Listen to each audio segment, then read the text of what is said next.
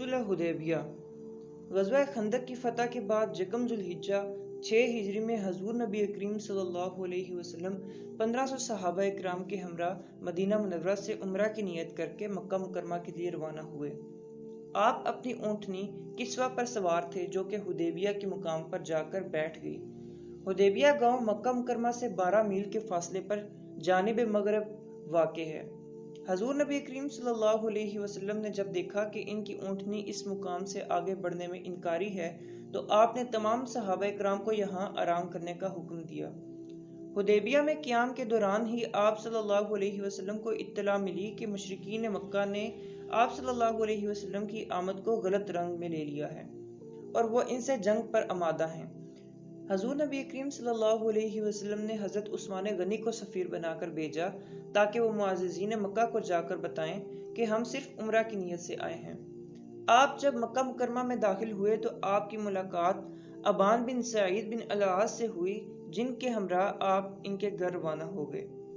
हज़रत उस्मान गनी ने अबान बिन सईद बिन अल-आस के हमरा हजूर नबी करीम सल्लल्लाहु अलैहि वसल्लम का पैगाम अबू सुफियान और दीगर मुअज़्ज़िज़ीन मक्का तक पहुंचाया।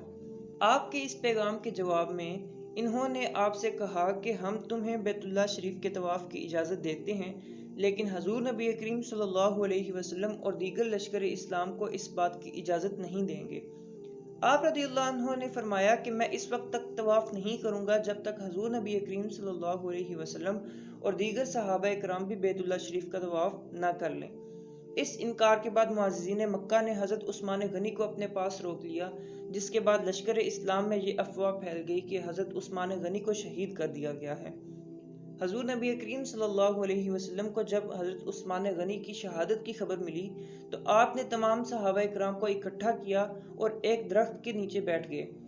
अपने तमाम सहाबा इकराम से इस बात पर बैत की कि जब तक हम हज़रत उस्मान गनी की शहादत का बदला नहीं ले लेते तब तक हम मैदान जंग से राह फरार इख्तियार ना करेंगे, चाहे हमारी जान ही क्यों न चली जाए। इस बात में हजूर नबी करीम सल्लल्लाहु अलैहि वसल्लम ने अपना बायां हाथ हज़रत उस्मान गनी की तरफ से बैत के लिए पेश किया।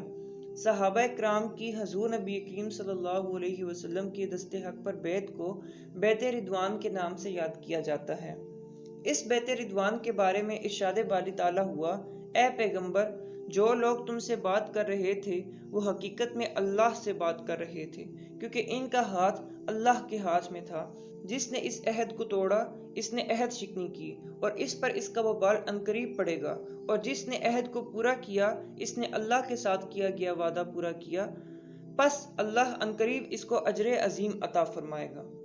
जब मुअज़्ज़िज़ीन मक्का को इस बात की खबर हुई तो वो परेशान हो गए और उन्होंने हज़रत उस्मान गनी को जल्द वापस भेज दिया और साथ ही एक वफद सुलह के लिए सुहेल बिन उमरू की क़ियादत में हजूर नबी करीम सल्लल्लाहु अलैहि वसल्लम की खिदमत में भेज दिया।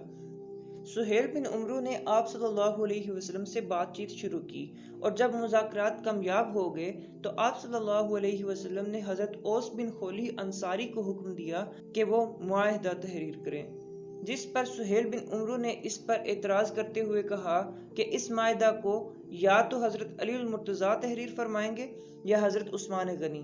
चुनाचे हजूर नबी करीम सल्लल्लाहु अलैहि वसल्लम ने हज़रत अली मुर्तज़ा को हुक्म दिया कि वो माहिदा तहरीर फरमाएं। आपने लिखा, बिस्मिल्लाहिर्रहमानिर्रहीम। सुहेल बिन उमरू ने इस पर एतराज किया कि हम रहमान को नहीं जानते, इसलिए तुम लिखो बिस्मिक। हज़रत अली मुर्तज़ा ने हजूर नबी अकरम सल्लल्लाहु अलैहि वसल्लम की जानिब देखा तो हजूर नबी अकरम सल्लल्लाहु अलैहि वसल्लम ने फरमाया कि तुम बिस्मिल्लाहुम लिख दो। हज़रत अली मुर्तज़ा ने हजूर नबी करीम सल्लल्लाहु अलैहि वसल्लम के फरमान के मुताबिक लिख दिया। फिर हजूर सल्लल्लाहु अलैहि वसल्लम ने फरमाया, हाज़ा मा क़ादी अलैहि मुहम्मदुर रसूलुल्लाह लिखो। सुहेल बिन उमरू ने इस पर भी इतराज़ किया कि हम आपको रसूल नहीं मानते, इसलिए यहाँ मुहम्मद बिन अब्दुल्लाह लिखा जाए। हज़रत अली मुर्तज़ा ने हजूर नबी करीम सल्लल्लाहु अलैहि वसल्लम की जानब देखते हुए फरमाया, मैं ऐसा नहीं कर सकता। लिहाजा आप सल्लल्लाहु अलैहि वसल्लम ने खुद आगे बढ़कर रसूलुल्लाह का नाम मिटा दिया और इसकी जगह मुहम्मद बिन अब्दुल्लाह लिख दिया और हज़रत अली से फरमाया, मैं मुहम्मदुर रसूलुल्लाह हूँ और मुहम्मद बिन अब्दुल्लाह भी हूँ। जब मुआहिदा तहरीर हो गया तो हज़रत अली मुर्तज़ा ने भी دیگر اکابر صحابہ کرام کی طرح اس پر دستخط کیے اور اس معاہدے کو صلح حدیبیہ کا نام دیا گیا۔ فتح خیبر۔ صلح حدیبیہ کے بعد حضور نبی کریم صلی اللہ علیہ وسلم کو اس بات پر اطمینان ہو گیا کہ اب کچھ عرصہ تک مشرکین مکہ کی جانب سے کسی قسم کا کوئی خطرہ لاحق نہ ہوگا، تو آپ نے مدینہ منورہ کے اطراف میں واقع ان سازشی قبائل کی جانب بھی توجہ مرکوز فرمائی جو آئے دن مدینہ منورہ کا سکون برباد کرنے اور مسلمانوں کو نقصان پہنچانے کے نت نئے منصوبے بناتے رہتے تھے۔ چنانچہ آپ صلی اللہ علیہ وسلم نے سب سے پہلے خیبر کا رخ کیا۔ شہر خیبر میں کئی بلند ٹیلے اور پہاڑ تھے اور یہ خالصتاً یہودی بستی تھی، اور ان یہودیوں نے خیبر میں بے شمار قلعے تعمیر کر رکھے تھے۔ خیبر مدینہ منورہ سے 80 میل کے فاصلے پر واقع تھا۔ آپ مدینہ منورہ سے تقریباً 1600 جانثار صحابہ اکرام کو لے کر خیبر کی جانب روانہ ہوئے۔ حضرت علی المرتضیٰ جو کہ اس وقت عشوب چشم کے مرض میں مبتلا تھے، وہ بھی لشکر میں آپ کے ہمراہ تھے۔ لشکر اسلام نے سب سے پہلے خیبر کے قلعہ نائم پر حملہ کیا۔ حضور نبی کریم صلی اللہ علیہ وسلم کے حکم پر حضرت محمد بن مسلمہ کی قیادت میں لشکر اسلام کے ایک گروہ نے قلعہ پر حملہ کیا۔ حضرت محمد بن مسلمہ اور ان کے بھائی حضرت محمود بن مسلمہ نے نہایت دلیری کے ساتھ مقابلہ کیا اور بالآخر جام شہادت نوش فرمایا۔ قلعہ نائم کے بعد لشکر اسلام نے اپنی پیش قدمی جاری رکھی، یہاں تک کہ قلعہ کموس کے علاوہ خیبر کے تمام قلعے فتح کر لیے گئے۔ قلعہ کموس کا شمار خیبر کے سب سے مضبوط ترین قلعوں میں ہوتا تھا اور اس سلسلے میں یہودیوں کا سردار مرہب رہتا تھا۔ حضور نبی کریم صلی اللہ علیہ وسلم نے لشکر اسلام کو حکم دیا کہ وہ قلعہ کموس کا محاصرہ کر لیں۔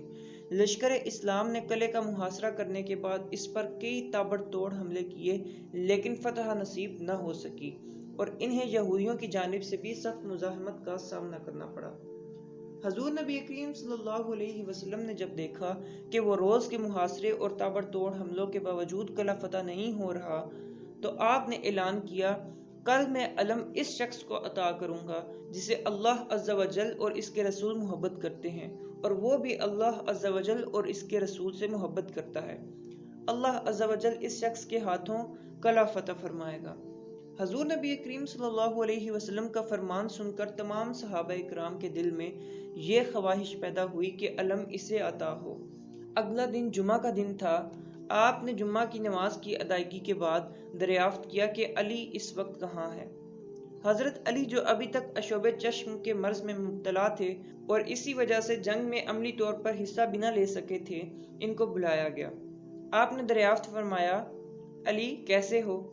حضرت علی نے جواب دیا، یا رسول اللہ، آنکھیں دکھتی ہیں اور کچھ دکھائی نہیں دیتا۔ آپ صلی اللہ علیہ وسلم نے فرمایا، علی میرے پاس آ جاؤ۔ حضرت علی المرتضیٰ آپ کے نزدیک آ گئے تو آپ نے اپنا لعاب دہن نکالا اور اسے حضرت علی المرتضیٰ کی آنکھوں پر لگا دیا۔ حضرت علی المرتضیٰ کی تکلیف جاتی رہی اور آپ کی آنکھیں ٹھیک ہو گئیں۔